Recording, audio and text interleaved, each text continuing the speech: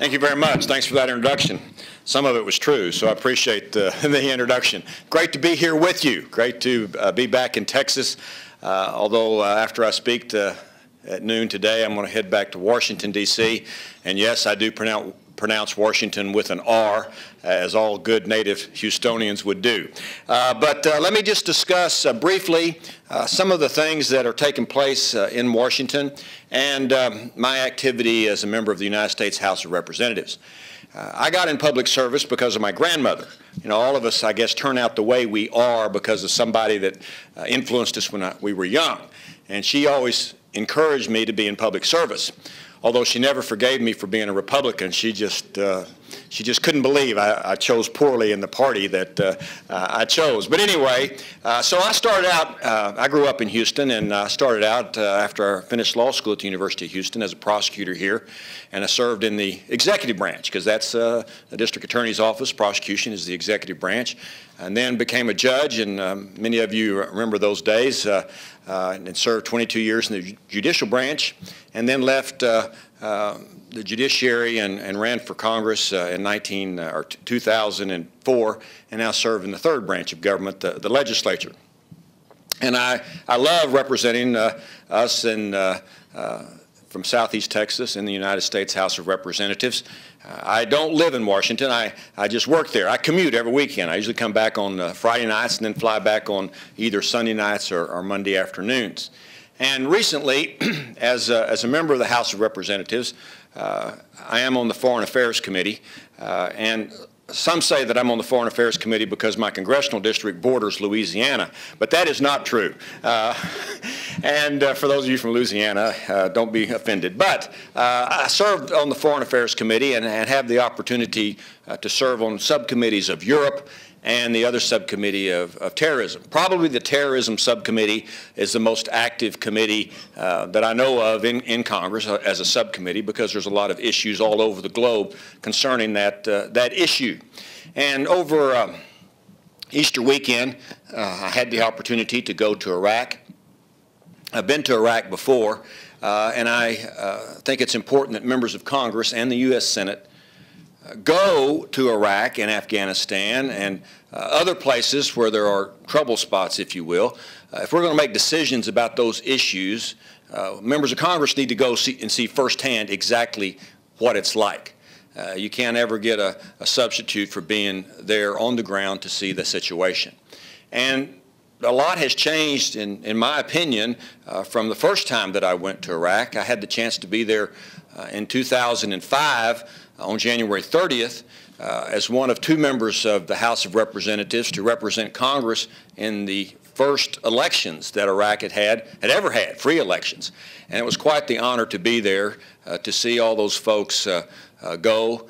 People, skeptics, the cynics said that, you know, these folks will never understand democracy. They won't go vote. Of course, over 60% of them did vote that day, even though they were threatened with their lives, and 57 were murdered. Over 400 others were shot and survived, all because they chose to vote on that election day.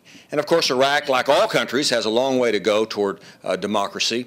But in any event, I was there with Congressman Jim Marshall, who is a Democrat out of Georgia, serves on Armed Services Committee, and got to see a lot of people. We wanted to see everybody that we possibly could, not just the Americans that were there, but of course the Iraqis, and see how they thought about progress in their country, if any. And we had the chance to meet with General Petraeus for over 2.5 hours. I'm very impressed with General Petraeus, and here's the reason why. General Petraeus not only understands the military situation, he understands the political situation.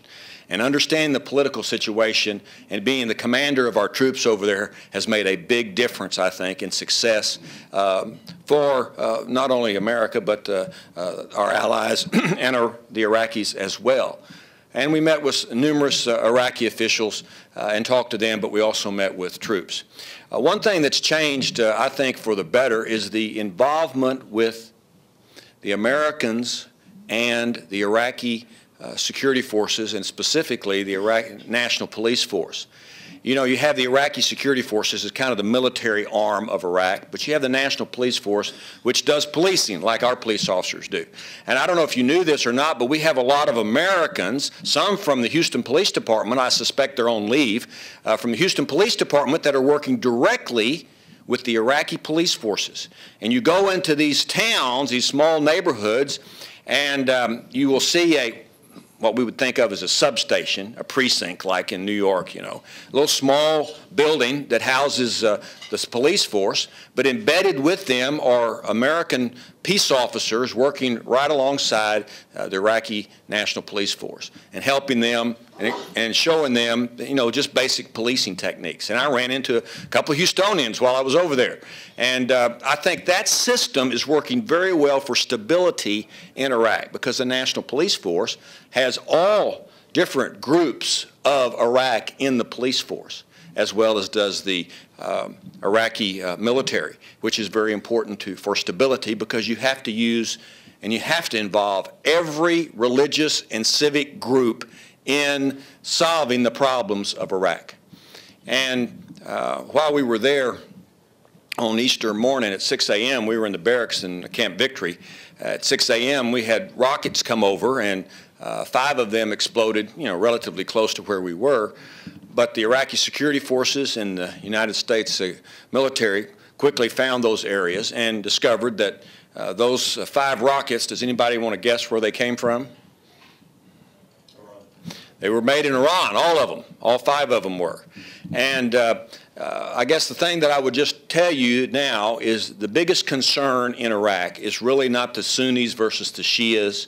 It's the involvement of the Iranian government.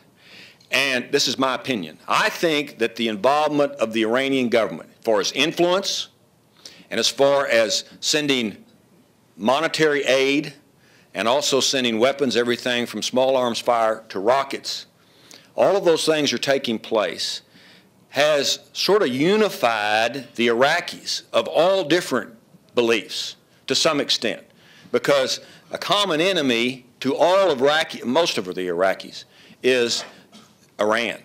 You need to remember, of course, that Iran and Iraq went to war several years ago, and hundreds of thousands on both sides were killed, and that war just stopped.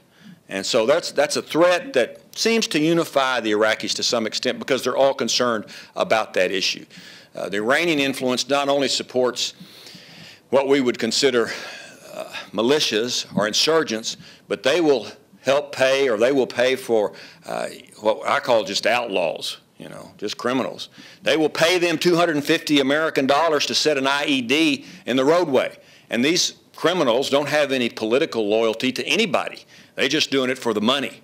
And so all of that influence is of great concern and probably the biggest problem that there is in Iraq. Progress, slow.